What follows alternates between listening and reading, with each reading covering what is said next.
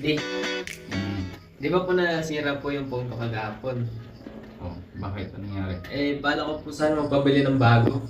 Bago? Ba? Ayos ka. Anong cellphone naman ang gusto mong bilhin? iPhone 15 po. iPhone 15 na. Tibay ah. Talagang makikiuso ka rin ah. Bakit ba iPhone 15 ang gusto mo?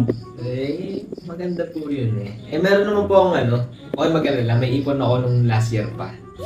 Ba? Maipon last year, mami. Narinig mo? Marunong mag-ipon ha? Tapos, na lang Last po, year. papadagdagan ko na lang po sa inyo.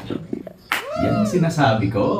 Malayong malayo ka sa kuya mo. Ang kuya mo puro gastos. Ikaw marunong mag-ipon tapos papadagdagan mo. Very good. Mami, since isang taon na yun, laki na ng ipon na yan. Sige, wala problema. Mukhang malaki na ipon mo at maliit na lang idadagdag ko dyan. Magkano na ba ipon mo? Eto po. Ba, dami yan ha. 1, 2, 3, 4, 5, 6, 7, 8. Ito po, 57.